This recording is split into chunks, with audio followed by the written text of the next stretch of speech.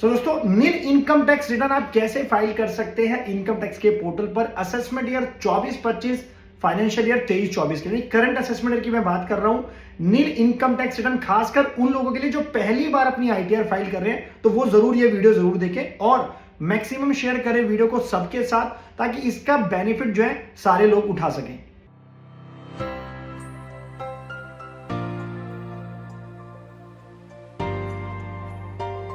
नमस्कार, मैं दीपक बैसला आपका स्वागत करता हूं हमारे YouTube चैनल पर। दोस्तों चैनल पर नहीं हो तो वीडियोस को लाइक करें, शेयर करें और दोस्तों वीडियो को आप देखते जरूर लेकिन चैनल को सब्सक्राइब नहीं कर दे। तो ये मेरी शिकायत सब लोगों से, प्लीज यार चैनल को सब्सक्राइब कर लो ताकि मुझे मोटिवेशन मिलता है तो मैं आपके लिए और अच्छा कंटेंट लेके आऊं, अच्छी वीडियोस लेके आऊं। इसलिए चैनल को सब्सक्राइब कर लो, लाल बटन दबा दो और बाकी सोशल मीडिया प्लेटफॉर्म पे आप हमें फॉलो कर सकते हैं। सबका लिंक आपको डिस्क्रिप्शन में मिल जाएगा, क्लिक करके ज्वाइन कर लेना क्योंकि वहां पे आपको मिलती रहेंगी अपडेट फाइनेंस और टैक्सेशन की। इससे पहले मैं आपको ये बताऊं कि नील इनकम टैक्स रिटर्न कैसे फाइल करनी है। पहले क्या आपको पता है कि नील इनकम टैक्स रिटर्न कहते किसे है? तो गाइस आपके मन में कुछ क्वेश्चन आ रहे होंगे, सर ये नील इनकम टैक्स रिटर्न का मतलब क्या है, पहले तो ये समझाओ।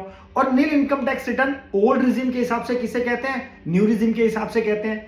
और लास्ट डेट क्या होती है नील आईटीआर फाइल करने के लिए, क्या क्या डॉक्यूमेंट की आपको रिक्वायरमेंट होती है अगर आप नील इनकम टैक्स रिटर्न फाइल कर रहे हैं, साथ ही में क्या बेनिफिट है अगर आप नील की आईटीआर फाइल करते हैं। तो गाइस सबसे पहले बात करते हैं, नील आईटीआर का मतलब होता है कि आप अपनी इनकम टैक्स रिटर्न जो फाइल कर रहे हैं ना, उसके अंदर जो टोटल इनकम दिखा रहे हैं आप, वो है बेसिक एग्जम्पशन लिमिट से कम दिखा रहे हैं। और गाइस बेसिक एग्जम्पशन लिमिट हमारी क्या होती है, जिसके लिमिट एक ऐसी लिमिट अगर वो क्रॉस हो जाती है तो आपको उस केस में इनकम टैक्स रिटर्न फाइल करना मैंडेटरी होता है। दैट इज ओल्ड रिजीम के हिसाब से बात करूं, अगर आपकी 2.5 लाख रुपए तक की इनकम है ना, तो आप उसको शो करके अपनी नील आईटीआर भर सकते हैं, उसको नील आईटीआर बोला जाएगा। और न्यू रिजीम के हिसाब से अगर आपकी 3 लाख रुपए तक की इनकम है, 3 लाख तक का दोस्तों मतलब है आप 1 लाख दिखाना चाहते हो, 2.5 लाख दिखाना चाहते हो, 2,75,000 या 3 लाख दिखाना चाहते हो, अप टू 3 लाख, तो उसको भी हम क्या बोलेंगे, नील इनकम टैक्स रिटर्न बोलेंगे न्यू रिजीम के हिसाब से। यानी कि सिंपल, आप अगर बेसिक एग्जम्पशन लिमिट यानी कि वो लिमिट जिससे आपको क्रॉस करेंगे तो आईटीआर फाइल करनी जरूरी हो जाती है। अगर उससे नीचे आपकी इनकम है तो आप उसको कह सकते हो कि भाई हम नील आईटीआर फाइल कर रहे हैं। और गाइस इवन काफी में लोगों मन में क्वेश्चन था, कंफ्यूजन भी था कि सर 5 लाख तक की अगर हम आईटीआर भरते हैं तो टैक्स थोड़ी पे करना है हमें न्यू ओल्ड रिजीम के हिसाब से, या 7 लाख तक की इनकम पे हमें कोई टैक्स थोड़ी। बिल्कुल आप सही कह रहे हैं, 5 लाख की इनकम पे ओल्ड रिजीम हिसाब से कोई टैक्स पे नहीं करना और न्यू टैक्स रिजीम के हिसाब से 7 लाख तक की इनकम पे आपको कोई भी टैक्स पे नहीं करना। तो इवन हम इसको भी कह सकते हैं क्या कि ये हमारी नील आईटीआर है, यानी कि जिस केस में हमें कोई टैक्स पे, जिस केस में हमें कोई भी टैक्स की पेमेंट नहीं करनी ना, उस केस में कह देते हैं कि सर हम जो है नील आईटीआर फाइल कर रहे हैं। अच्छा, दूसरा क्वेश्चन है कि सर इसके अंदर हमारी नील आईटीआर फाइल करने की लास्ट डेट क्या है। अगेन 31 जुलाई दोस्तों हमारी लास्ट डेट है, जैसे हमारी बाकी सारे केसेस के अंदर भी है जो इंडिविजुअल आईटीआर अपनी फाइल करते हैं नील आईटीआर, या वो नॉर्मली अपनी आईटीआर फाइल करते हैं इंडिविजुअल बिना ऑडिट वाले केस में, तो 31 जुलाई हमारी लास्ट डेट है। 31 जुलाई के बाद भरोगे तो गाइस उस केस के अंदर अगर अपनी नील आईटीआर भरते हो, यानी कि 2.5 लाख 3 लाख तक की टोटल इनकम दिखा के आईटीआर फाइल करते हो, तो उस केस में आपको कोई भी पेनल्टी देने की आवश्यकता नहीं है। लेकिन अगर आप उसके बाद फाइल कर रहे हो, यानी कि बिलेटेड आईटीआर फाइल कर रहे हो, ड्यू डेट के बाद कर रहे हो, तो उस केस में आपको, अगर आप 2.5 लाख से ज्यादा दिखा रहे हो, 5 लाख तक दिखा रहे हो, तो आपको 1,000 की पेनल्टी देनी पड़ेगी। 5 लाख से ऊपर दिखा रहे हो तो आपको 5,000 रुपए की पेनल्टी देनी पड़ेगी। ये तो मैंने आपको ओल्ड रिजीम में बताया। न्यू रिजीम के हिसाब से बात करूं तो 7 लाख तक अगर आप दिखाते हो इनकम अपनी, 3 लाख से लेकर 7 लाख तक, हालांकि 7 लाख तक दिखाते हो तो वैसे आपको कोई टैक्स तो पे नहीं करना, लेकिन आपको 5,000 की पेनल्टी पे, 1,000 की पेनल्टी पे करनी पड़ेगी। और 7 लाख से ऊपर दिखाओगे तो वहां पे आपके लिए 5,000 रुपए की पेनल्टी बन जाएगी। अच्छा, कोई डॉक्यूमेंट्स की रिक्वायरमेंट होती है सर अगर मैं नील आईटीआर फाइल कर रहा हूं? देखिए फिजिकल डॉक्यूमेंट्स तो कुछ अपलोड होते नहीं है अगर आप आईटीआर फाइल करते हो, राइट। दूसरा, आईटीआर आपका जो है सेल्फ असेसमेंट बेसिस पे फाइल की जाती है, यानी कि आप अपनी मर्जी से चाहे तो कुछ भी इनकम दिखा सकते हैं, कोई भी प्रूफ आपको नहीं चाहिए, लेकिन वो आपका बेसिक एग्जम्पशन लिमिट से कम होनी चाहिए। यानी कि नील की आईटीआर फाइल कर रहे हो तो आपसे कोई प्रूफ नहीं मांगेगा, आप 2.5 लाख 2 लाख 1.5 लाख 1 लाख के दिखा के अपनी आईटीआर फाइल कर सकते हो, कोई प्रूफ की आपको रिक्वायरमेंट नहीं है फ्यूचर के अंदर भी। अच्छा, इसके बेनिफिट क्या है सर? आप क्यों बोलोगे कि कोई पर्सन नील आईटीआर फाइल करे? देखिए लोन पर्पस के लिए आपको जो है नील आईटीआर की रिक्वायरमेंट हो जाती है। अगर आपको लोन लेना है तो आपको वहां पे आईटीआर की कॉपी देनी पड़ती है, तो नील आईटीआर आप दे सकते हो, वहां पे रिटर्न की कॉपी दे सकते हो। वीजा पर्पस के लिए, इनकम प्रूफ के लिए कहीं देना है, और इवन क्रेडिट कार्ड अप्लाई करने के लिए आपको इनकम टैक्स रिटर्न की डॉक्यूमेंट यानी कि आईटीआर के फॉर्म्स की आपको कॉपी देनी पड़ती है। अच्छा, अब बात करते हैं दोस्तों, मैं आपको प्रैक्टिकल सिखाने जा रहा हूं कि नील आईटीआर अगर आप फाइल करना चाहते हैं इनकम टैक्स के पोर्टल पर, आईटीआर 1 में सबको भरा दिखाऊंगा। तो दोस्तों वीडियो बहुत ज्यादा इंपॉर्टेंट होने वाली है, इसलिए आपसे कहता हूं कि वीडियो को पूरा देखें और स्किप ना करें। सो गाइस, मैं आ चुका हूं इनकम टैक्स के पोर्टल पे, लॉगिन मैंने पहले कर रखा है, फटाफट से आपको बताने जा रहा हूं, तो मेरे साथ इस वीडियो में बने रहना। तो ई फाइल पे जाएंगे, इनकम टैक्स रिटर्न में जाके फाइल इनकम टैक्स पे क्लिक करेंगे। उसके बाद यहाँ पे आपको असेसमेंट ईयर सेलेक्ट करना है, ऑब्वियसली करंट असेसमेंट ईयर है। ऑनलाइन मोड कंटिन्यू पे क्लिक करना है और दोस्तों यहाँ पे आपको फ्रेश फाइलिंग स्टार्ट करिए, स्टार्ट न्यू फाइलिंग पे क्लिक करना है। तो जैसे मैं इस पे क्लिक करता हूं तो यहाँ पे दोस्तों आपको एज अ इंडिविजुअल सेलेक्ट करना है अपने लिए, क्योंकि आप अपनी नील आईटीआर फाइल कर रहे हैं। कंटिन्यू करेंगे दोस्तों। अच्छा, फॉर्म के लिए आपके मन में क्वेश्चन होगा, सर नील आईटीआर फाइल करने के लिए मैं फॉर्म कौन सा सेलेक्ट करूं, आईटीआर 1, आईटीआर 2, आईटीआर 3 कौन सा करूं? सो गाइस, 90% केसेस के अंदर आपको आईटीआर 1 फाइल करनी होती है, नील आईटीआर अगर आपको फाइल करनी है, यानी कि आप 2 लाख की इनकम दिखा रहे हो, 2.5 लाख की, 3 लाख तक की इनकम दिखा रहे हो, तो आप उसके लिए आईटीआर 1 फाइल करें। अगर आप सैलरी या अदर सोर्स की इनकम पे काम करते हो, यानी कि आपको मान लेते हैं 20,000 रुपए महीने की सैलरी मिलती है, तो 2,40,000 रुपए साल का हो गया, तो आईटीआर 1 भर दो। अगर आप कोई बिजनेस भी करते हो और आपकी टोटल इनकम 2.5 लाख से कम आ रही है, तो भी वो नील आईटीआर मानी जाएगी उसके लिए, लेकिन आपको आईटीआर 4 भरना पड़ेगा। तो इस चीज का आपको ध्यान रखना है। लेकिन 90% 80% केसेस के अंदर जो लोगों ऐसा जो लोग बिना प्रूफ के भी अपनी आईटीआर भर देते हैं कि सर ट्यूशन इनकम दिखा दो, या आप हमारा कुछ भी एक कमीशन की थोड़ी बहुत इनकम दिखा दो 1-1.5 लाख रुपए की, तो उस केस में हम आईटीआर 1 सेलेक्ट करते हैं अदर सोर्सेज फाइल करने के लिए। तो मैं आपको प्रैक्टिकली दिखाने वाला हूं। तो प्रोसीड विद आईटीआर 1 पे क्लिक करेंगे। तो जैसे मैं इस पे क्लिक करता हूं तो यहां पे आपको क्लिक करना है लेट्स गेट स्टार्टेड पर, और यहां पे अब आपके लिए ऑप्शन सेलेक्ट करना है कि आप आईटीआर जो फाइल कर रहे हो वो क्यों कर रहे हो। तो दोस्तों यहां पे आपको रीजन देना है कि आपकी टैक्सेबल इनकम जो है वो बेसिक एग्जम्पशन लिमिट से ज्यादा है, या तो ये। और दोस्तों मोस्टली केसेस के अंदर आप यही सेलेक्ट करते हो, लेकिन आप अदर्स के लिए भी कर सकते हो, और इवन आपके पास और भी मल्टीपल ऑप्शन है, क्योंकि हम नील आईटीआर फाइल कर रहे हैं तो हमारी 2.5 लाख 3 लाख से तो कम है, तो पहले वाला ऑप्शन तो हम सेलेक्ट ही नहीं कर सकते। लेकिन मोस्टली केसेस के अंदर 90% केसेस के अंदर जो है लोग फर्स्ट वाला ऑप्शन ही सेलेक्ट कर सकते हैं। जनरल क्लॉज है, तो इसमें कोई घबराने की बात नहीं कि सर आप कह रहे हो 2.5 लाख 3 लाख से इनकम कम दिखानी है तो पहले वाला ऑप्शन नहीं सेलेक्ट कर सकते, पहले वाला भी कर सकते हो। इसके अलावा आपके पास और भी मल्टीपल ऑप्शंस होते हैं जो मैंने अदर वीडियोस के अंदर भी डिस्कस कर रखे हैं। तो गाइस ये वीडियो आप जरूर जाके देख लेना, जिसके अंदर आपको क्या क्या तैयारी करनी होती है, किन केसेस के अंदर आपको आईटीआर फाइल करनी जरूरी है। तो इसके बाद आपको कंटिन्यू पे क्लिक करना है। अब आपके पास सारा फॉर्म खुल जाएगा यहाँ पे आईटीआर 1 का। तो गाइस ये आपको एक मैसेज यहाँ पे दे रहा है कि इनकम टैक्स रिटर्न में जो आपका यहाँ पे जो फॉर्म है उसके अंदर प्री फिल्ड डाटा आ गया है थर्ड पार्टी से, यानी कि बैंक के साथ आपका कोई बैंक अकाउंट है तो उसका इंटरेस्ट अपने आप आ जाएगा, आपका किसी ने टीडीएस काटा तो अपने आप आ जाएगा, कहीं पे आपकी सैलरी फॉर्म खोला तो अपने आप आ जाएगा, कुछ कमीशन किसी ने आपको पे करा जिसपे टीडीएस काटा तो अपने आप आ जाएगा। तो गाइस ये आपको बता रहा है, चेतावनी दे रहा है कि इनकम टैक्स रिटर्न फॉर्म के अंदर प्री फिल्ड डाटा अपने आप आ जाएगा थर्ड पार्टी से, तो आपको उसको ओके करना है। अच्छा गाइस, ओके करने के बाद अब हमारा सबसे पहले आता है पर्सनल इंफॉर्मेशन। तो आपने इस पे क्लिक करना है। पर्सनल इंफॉर्मेशन जाने के बाद आपको अपनी जो नॉर्मल सी इंफॉर्मेशन होती है अपना प्रोफाइल देखना है, जिसके अंदर आपका नाम होगा, आपका पैन नंबर होगा, आपका आधार नंबर, डेट ऑफ बर्थ, आपका प्रॉपर एड्रेस होगा। अब जो मोस्ट इंपोर्टेंट पॉइंट है, आपको यहाँ पे नेचर ऑफ एम्प्लॉयमेंट सेलेक्ट करना है। जैसे मैं नील आईटीआर भर रहा हूँ, ठीक है।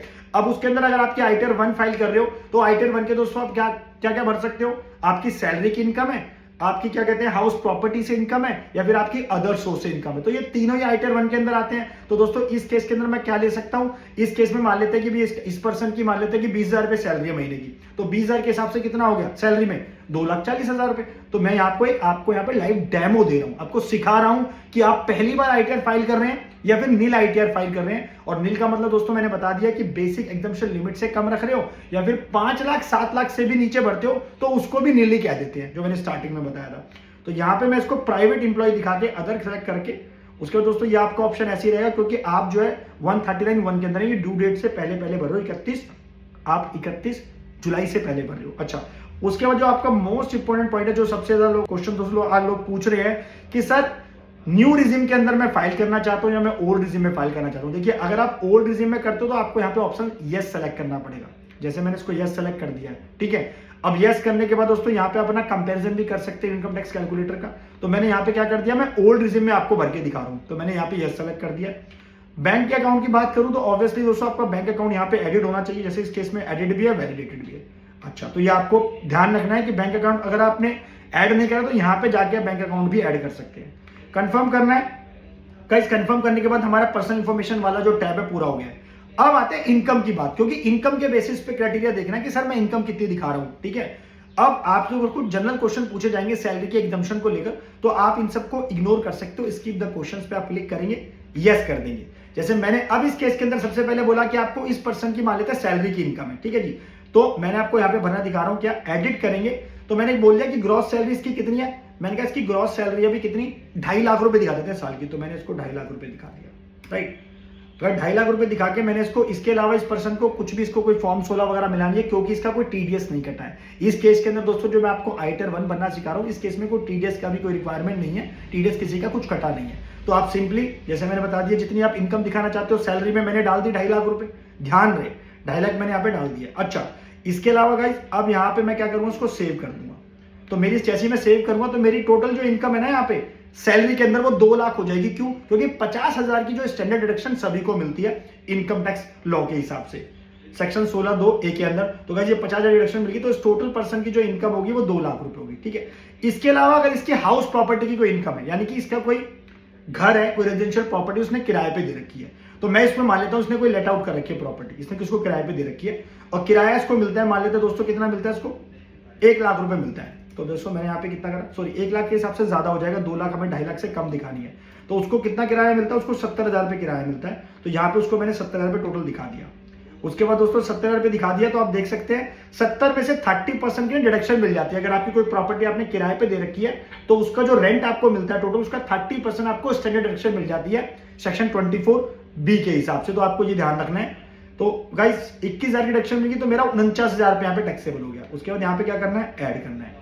अब गाइस मैंने यहाँ पे ऐड कर दिया है, तो मेरे यहाँ पे टोटल इनकम कितनी आ गई, मेरी सैलरी की इनकम 2 लाख रुपए आ गई और मेरी साथ में 49,000 रुपए मेरी इनकम फ्रॉम हाउस प्रॉपर्टी से आ गई।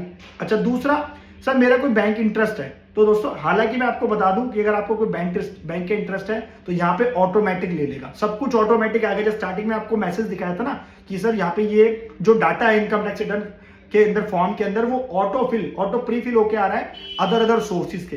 बैंक में अगर आपकी कोई एफडी है तो उसका इंटरेस्ट ऑटोमेटिक आएगा, तो ये आपको ध्यान रखना है। और नहीं आ रहा है तो फिर भी आप अपना 26AS AIS TIS चेक जरूर करें, उसके बाद ही अपनी ITR फाइल करें। जैसे इस केस के अंदर इस पर्सन का ना तो कोई बैंक इंटरेस्ट आया, इस पर्सन का ना कोई एफडी है, ना कोई कमीशन है, मतलब ऐसा कुछ भी इंफॉर्मेशन AIS और TIS के अंदर मैं देख चुका हूं पहले, सब कुछ जीरो है।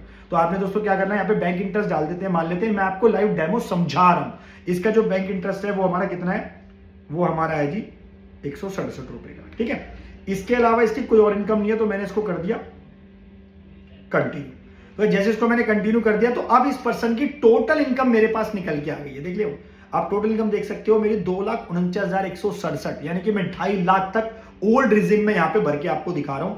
आपने इसको कंफर्म करना है। गाइस कंफर्म करने के बाद अब आपका नेक्स्ट क्वेश्चन आता है इसके अंदर, क्या सर डिडक्शंस अगर आपकी कुछ है, तो अगर आपकी कुछ भी डिडक्शन है तो दोस्तों यहाँ पे अकॉर्डिंगली आपको ऑप्शन सेलेक्ट करना है। लेकिन जैसे मैं आपको डेमो दिखा रहा हूं तो इस पर्सन की एज सच कोई डिडक्शन भी नहीं है, यानी कि आपका कोई इंश्योरेंस का प्रीमियम हो, बच्चों की फीस हो, मतलब पीपीएफ का पैसा हो, तो आपके बेसिस पे आप अपनी यहाँ पे रिक्वायरमेंट सेलेक्ट कर सकते हैं ऑप्शन को और अकॉर्डिंगली उसके अंदर अमाउंट डाल सकते हैं। जैसे इस केस के अंदर मैं सारे डिडक्शंस को नो कर रहा हूं, यानी कि मेरे यहाँ पे कोई ऐसा ऑप्शन नहीं है जिसमें मैं डिडक्शन यहाँ पे क्लेम करूं।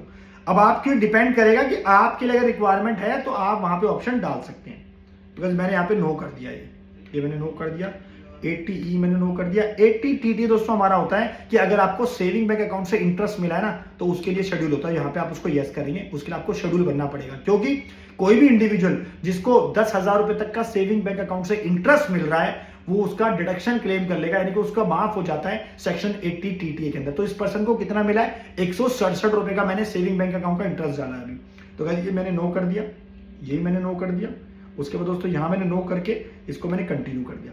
जैसे इसको मैं कंटिन्यू करूंगा तो अब यहाँ पे मेरे पास शेड्यूल खुल जाएंगे जो मुझे जरूरी है फाइल करने, किसके लिए, डिडक्शन के लिए। सो गाइस मेरे यहाँ पे सारे शेड्यूल खुल चुके हैं, लेकिन मेरे को कौन सा शेड्यूल भरना है, सिर्फ मेरे को भरना है 80TTA का, यानी कि क्योंकि सेविंग बैंक अकाउंट का जो इंटरेस्ट है मेरे को कितना मिला है वो 167 रुपए। तो मेरे यहाँ पे पूरा का पूरा 167 रुपए का मुझे बेनिफिट मिल जाएगा। तो ये आपको ध्यान रखना है, interest on saving bank account. उसके बाद दोस्तों आपने यहाँ पे ऐड करना है। तो जैसे मैं इसको ऐड करता हूं तो यहाँ पे मेरा ये ऐड हो जाएगा। ध्यान रखिए अगर आपको 15,000 का सेविंग अकाउंट से इंटरेस्ट मिला है तो 15,000 तो आपकी इनकम में ऐड हो गया अदर सोर्सेज में, लेकिन आपको सिर्फ 10,000 का ही बेनिफिट मिलेगा सेक्शन 80TTA के हिसाब से। तो गाइस यहाँ पे मेरा टोटली आ गया। उसके बाद आपको इसको करना है कंफर्म। तो जैसे इसको मैं कंफर्म करता हूं, अब लास्ट के जो 2 टैब है ना यहाँ पे बहुत इंपॉर्टेंट है, टैक्स पेड और टैक्स लायबिलिटी। टैक्स पेड का दोस्तों मतलब है कि क्या इस पर्सन का किसी ने टीडीएस काटा है फॉर्म 26A से। तो गाइस हालांकि मैंने आपको बताया था स्टार्टिंग के वीडियो में कि इसके अंदर कोई भी टीडीएस नहीं कटा हुआ है। अगर इवन यहां से भी आप देख सकते हैं तो इसका कोई भी टीडीएस नहीं कटा हुआ, ना कोई सैलरी की इनकम पे कटा हुआ, ना कोई इंटरेस्ट जहां पे दिया है किसी ने उसके ऊपर कटा हुआ, तो कोई भी टीडीएस नहीं कटा हुआ है। जितना भी टीडीएस कटता है ना वो आपका टैक्सेस पेड वाले कॉलम में आ जाता है, राइट।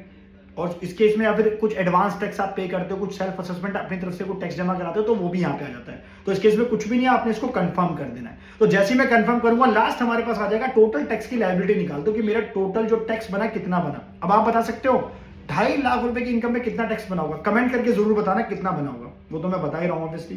तो गाइस आप देख सकते हैं कि इसके अंदर टोटल इनकम मेरी कितनी आई, ग्रॉस 2,167, क्योंकि 167 रुपए का मेरा क्या था सेविंग अकाउंट, डिडक्शन 167 थी मेरी, टोटल इनकम मेरी कितनी होगी 2,49,000। तो अकॉर्डिंगली मेरा यहाँ पे कुछ भी टैक्स नहीं बना है, आप देख सकते हैं। और गाइस इसके बाद तो ऐसा कोई इतना प्रोसेस भी खास नहीं है, सिंपल आपको क्या करना है, जैसे मैं इसको कंफर्म करूंगा तो आप इसको आगे जो है बढ़ के कर सकते हैं।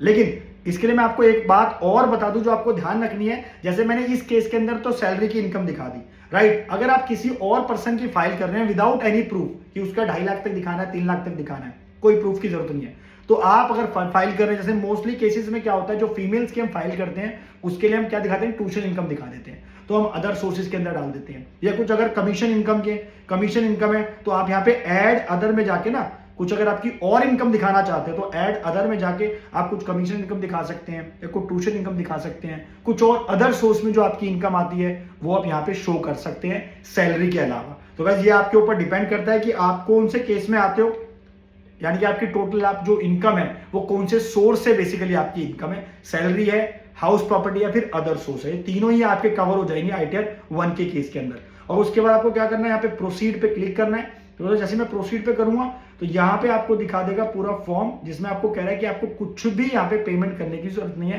यानी कि you need to make a payment of 0, यानी कि कोई भी आपका टैक्स नहीं बना है। उसके बाद इसको प्रीव्यू रिटर्न पे करेंगे। तो जैसे मैं प्रीव्यू रिटर्न करता हूँ दोस्तों, आपने इसको एक्सेप्ट करना है। एक्सेप्ट करने के बाद यहाँ पे आपको ले जाएगा आगे क्या, प्रोसीड पे क्लिक करना है। इस प्रोसीड पे जैसे हम क्लिक करते हैं तो यहाँ पे आपका पूरा फॉर्म खुल जाएगा। अब गाइस आ गया प्रीव्यू और सबमिट रिटर्न, यानी कि अपने रिटर्न को आप देखो और सबमिट कर दो। तो गाइस जैसे इसके नीचे में ऑप्शन आएगा लास्ट प्रोसीड टू वैलिडेशन पे क्लिक करूंगा, उसके बाद ये आपको दिखा देगा कोई भी एरर नहीं आया, तो उसके बाद आपकी रिटर्न को क्या दिखा देगा, ई-वेरीफाई। आपको सिंपल सबमिट पे क्लिक करना है, सबमिट के बाद ई-वेरीफाई करना है। उसके बाद जैसी रिटर्न आप ई-वेरीफाई करोगे आधार OTP के थ्रू आपकी रिटर्न सबमिट हो जाएगी। ये सिंपल सा प्रोसेस था।